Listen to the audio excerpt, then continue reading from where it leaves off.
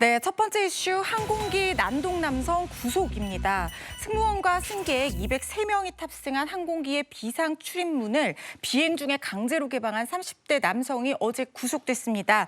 법원은 이 다수의 생명을 담보로 한 범죄의 중대성에 견줘서 구속 필요성이 높다고 판단을 했습니다.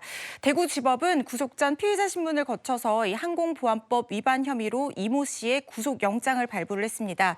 당초 이 씨의 구속 여부는 이날 오후 늦게 결정될 것으로 점쳐졌는데 법원은 이 씨가 범행 일체를 자백하고 200명 넘는 승객과 승무원을 공포로 몰아넣은 범죄의 중대성을 감안해서 신문 1시간여 만에 신속하게 영장을 발부를 했습니다.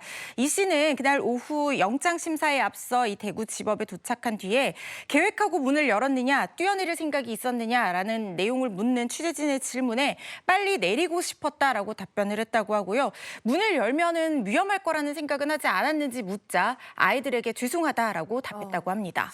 이번 사건의 여파로 해당 항공사는 비상구 쪽 좌석의 판매를 중단했다고요? 맞습니다. 이번 사고가 벌어진 여객기는 중소형 기종인 에어버스사의 A321 기종인데요. 사건이 벌어진 항공사는 어제부터 이 항공기의 비상구 앞 좌석의 판매를 전면 중단한 상태입니다. 문제의 좌석은 안전벨트를 풀지 않고도 이 비상문 레버에 손이 닿을 만큼 좌석이 가까이 있는 데다가 비상구 근처에 승무원이 앉아있지 않았던 탓에 이 승객의 돌발 행동을 제어할 틈이 없었다고 하는데요.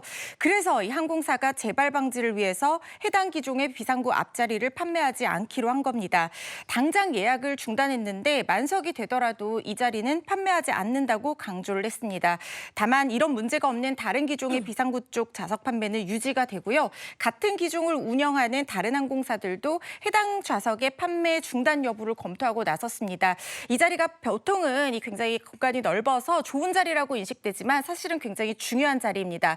유사시에 승무원을 도와서 사람들이 탈출할 수 있도록 해야 되기 때문에 비워두거나 승무원이 앉는 것이 원칙이고 그게 아니라면 카운터에서 승객을 보고 신체 조건이나 이력을 확인한 다음에 배정을 하는 것이 맞는데요. 일부 항공사들에서 몇 년 전부터 이 좌석을 승객이 사전 지정해서 웃돈을 얹어서 유료로 판매하고 있어서 이런 사고가 한번 일어났던 적이 있었습니다.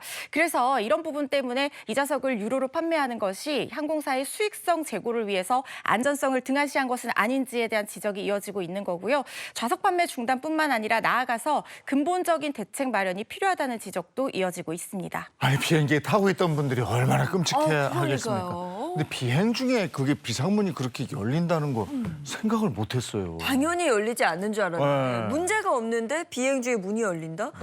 저는 그 영상만 봐도 끔찍하더라고요. 끔찍합니다. 네.